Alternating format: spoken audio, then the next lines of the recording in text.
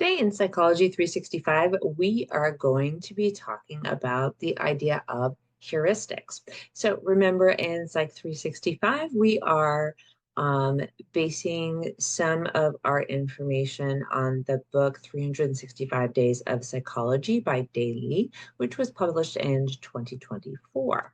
So today is day 4. And so we are looking at the mental shortcuts that our brains used to navigate our days more efficiently. If you think about it, the number of stimuli, the number of decisions that we have to make throughout our days would be extremely overwhelming if we literally had to stop and think about every single thing that we do.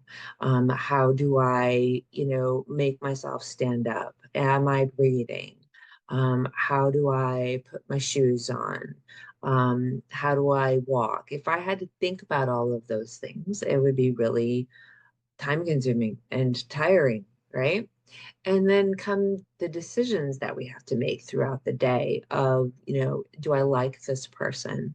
Or does this person have a good vibe? Or, do I understand what's going on, what people are talking about? So all of the things that we do throughout the day, if we literally sat down and did like a cost benefit analysis for each thing, like we would literally be out of mental energy by 9 a.m. So heuristics are cognitive biases or mental shortcuts that influence our decision making. And so one example would be what we call the availability heuristic.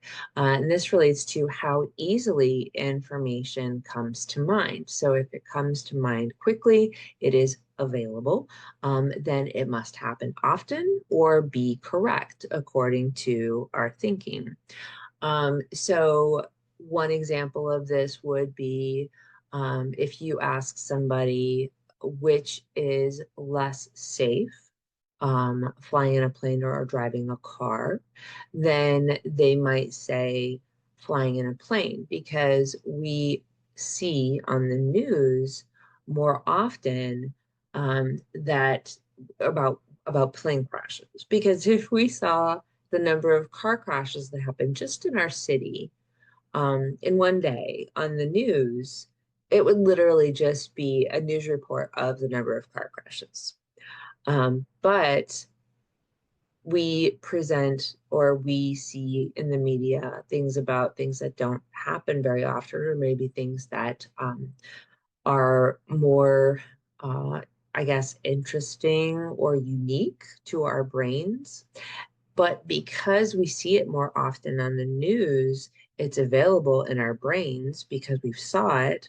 And so we may say, well, I've saw more plane crashes on the news, so that's more available to my brain. So plane crashes are more likely to happen than car crashes, which is actually the opposite. We are more likely to get into a car crash than to get into a plane crash.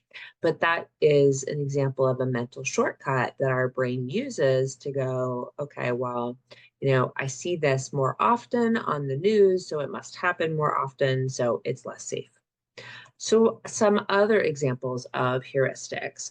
So one is the representativeness heuristic. So if we look at an individual and we have a stereotype of a certain group, usually an out group, a group that we don't belong to. So we have a stereotype of librarians, okay? Then we have in our brain what the stereotypical librarian looks like, right? And my brain says that they have glasses and it's the librarian is female and is, quiet and maybe kind of mousy. That's the stereotype that my brain came up with. So if we see someone that looks like that, then our brain may say, oh, I wonder if they're a librarian, because we're looking for basically, does this look like what I expect? Does this person represent the group that I expect them to represent? So that's what the representative heuristic is. So it can be quick thinking, but it can lead us to ignore other information, such as, how often do you run into a librarian in the wild? I'm joking, by the way. I have very many librarian friends, so I run into them in the wild often.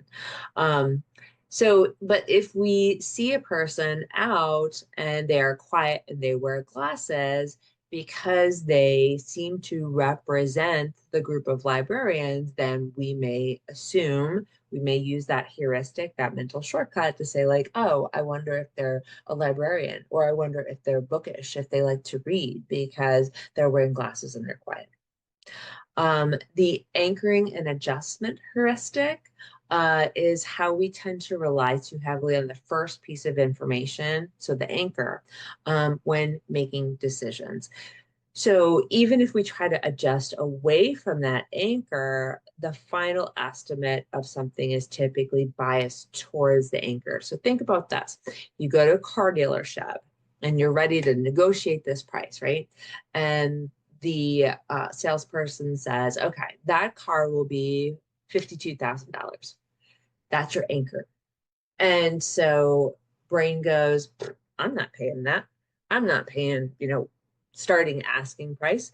And so you say, no, I'm only willing to pay 42,000. Now, mind you, that car may actually be worth like 38,000, but the person upped the anchor so that if they come down, if they adjust, then you feel like you've won. So if the initial offer, if the initial offer influences how we perceive that second offer, then that's going to be an example of the anchoring and adjustment heuristic. Another heuristic we can talk about is the affect heuristic. So our emotions are going to play a large role in our judgment, in our decision making. So this refers to how our feelings, positive, negative, can influence our perception of risks and benefits. So something that feels good is often perceived as having low risk and high benefit, and something that feels bad or not right is perceived as being high risk and low benefit. So that is the affect heuristic. And then the recognition heuristic, we assign higher value to things we recognize compared to things that we don't. So if I go to the grocery store and I'm looking at the cleaners and I think, oh, I recognize that one, my brain uses the recognition heuristic to make a decision to go, that must be the best one on the shelf because I recognize it. When in fact, it's quite possibly not. Or they're also similar, but they just have different packages, right? So we might assume if we've heard something before or if we have seen something before that it's more important, more common, or of higher quality than something that is unfamiliar to us. Again, heuristics can be useful because they make us make decisions quickly, but this can also lead us astray because really being familiar with something is not a reliable indicator of whether or not it's actually good. Because, the marketing department for a really bad product may have a really great budget. And so you've heard about it all over the place. And then you go to try to the product and you're like, this is horrible. What? I don't understand why, why I would want to buy this. It's like, well, because, marketing spent so much money on marketing. So that was today's Psych 365. I look forward to seeing you tomorrow.